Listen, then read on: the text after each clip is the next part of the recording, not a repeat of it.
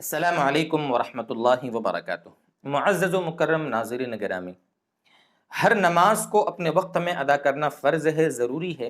کسی بھی نماز کو اس کے وقت سے الگ کر دینا اور وقت اس کا گزر جاوے اور نماز کو نہ پڑھنا، یہ حرام ہے، ناجائز ہے، گناہ کبیرہ ہے۔ لیکن کبھی ایسا ہوتا ہے کہ ایسی شدید مجبوری ہوتی ہے کہ جس میں نماز ہم نہیں پڑھ پاتے ہیں۔ جیسے مان لو ہماری نیند نہیں کھلی، کسی نے ہم کو اٹھایا بھی نہیں، الارم بھی نہیں بجا اور صبح ہو گئی، اب فجر کی قضا ہو گئی۔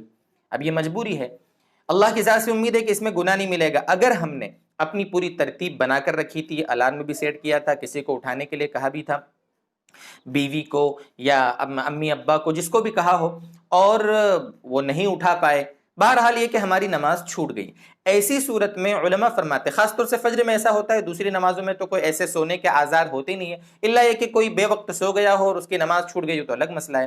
بہرحال اگر نماز قضا ہو جاوے، جیسے مان لو ہم مسئلہ بتاتے ہیں آپ کو فجر کا، تو جب بھی ہماری نیند کھلے، مان لو نیند ایسے وقت کھلی ہے کہ ابھی مکروہ وقت ہے، تو مکروہ وقت نکل جانے کے بعد جتنی جلدی ہو سکے اس کی قضا ضروری ہے۔ مان لو فجر میں ہماری چھوٹ گئی اور ہم اٹھے 8 بجے 9 بجے، جلدی سے فریش ہو کر سب سے پہلا کام جو ہمیں کرنا ہے وہ یہ کہ جو ہماری نماز قضا ہو گئی ہے اس کو ادا کرنا ہے، سب سے پہلا کام۔ بہت سے لوگ یہاں کیا کرتے ہیں، ظہر کا انتظار کرتے ہیں کہ ٹھیک ہے ظہر میں جائیں گے تو بھائی قضا کر لیں گے، یعنی تب تک گنہگار ہوتے ہیں۔ جتنی جلدی ہو سکے اس نماز کی قضا کر کے اللہ سے اپنے اس گناہ کی معافی مانگنا چاہیے کہ اللہ تعالیٰ غلطی ہو گئی، بڑا گناہ ہو گیا، معاف فرما دے، اس طریقے سے جلدی اس کو قضا کر لینا چاہیے۔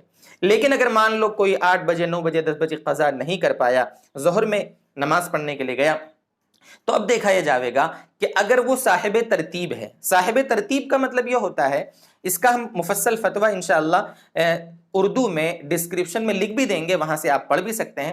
میں خلاصے کے طور پر صرف ایک بات عرض کروں آسان انداز میں، وہ یہ کہ صاحب ترتیب وہ شخص ہوتا ہے جس کی بالغ ہونے کے بعد سے کوئی نماز چھوٹی ہی نہ ہو، جس کوئی نماز ہی قضا نہ ہوئی ہو۔ آسان الفاظ میں یہ ہے، مزید تفصیل آپ ڈسکرپشن میں پڑھ لیں۔ اب مان لو وہ صاحب ترتیب تھا، اس کی فجر چھوٹ گئی، بڑا افسوس ہوا اس کو۔ اب اگر وہ ظہر پڑھنے گیا ہے تو اس کو پہلے فجر کی قضا کرنا ضروری ہے۔ فجر کی سنت کے کیا مسائل ہیں اس کے لیے ہم مستقل ایک ویڈیو بنا چکے ہیں، اس کی لنک بھی ڈسکرپشن میں ہم دے دیں گے انشاءاللہ، وہاں سے آپ دیکھ سکتے ہیں سنت کا کیا مسئلہ ہے۔ خیر، اب سب سے پہلے ہم فجر کی قضا کریں گے، اس کے بعد ظہر کو ادا کریں گے، یہ ضروری ہے۔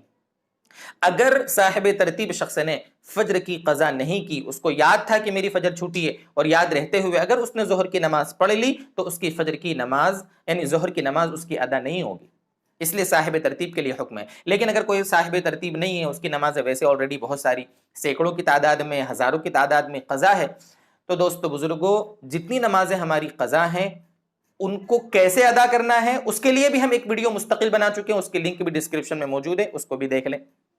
لیکن بہرحال مسئلہ یہاں پر یہ ہے کہ اگر بہت ساری نمازیں ہمارے ذمہ قضا ہیں تو اب کوئی حرج نہیں کہ ہم پہلے فجر کی قضا کریں یا پہلے ظہر پڑھ لیں۔ آپ پہلے ظہر بھی پڑھ سکتے ہیں، بعد میں فجر کی قضا کر سکتے ہیں، یا پہلے فجر کی قضا کر لیں بعد میں ظہر پڑھیں، دونوں کی گنجائش ہے، کوئی حرج نہیں ہے۔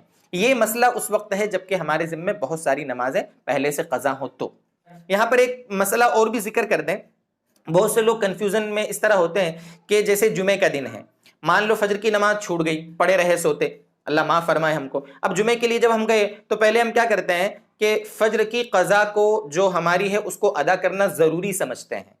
تو یہاں بھی جو مسئلہ آپ کو بیان کیا اس سے یہ کنفیوژن بھی دور ہو جائے گا۔ صاحب ترتیب ہے، پہلے فجر کی قضا ضروری، اس کے بعد جمعہ پڑھیں گے۔ لیکن اگر صاحب ترتیب نہیں ہے تو آپ جمعہ پڑھ لیں، اس کے بعد چاہے تو قضا کر لیں یا پہلے قضا کر لیں، اس میں کوئی حرج نہیں۔ یعنی مسئلہ بڑا سمپل ہے، لوگوں نے گویا کہہ لو غلط فہمی کی بنیاد پر اس میں کافی پریشانی میں اپنے آپ کو اس سلسلے میں مبتلا کر لیا ہے۔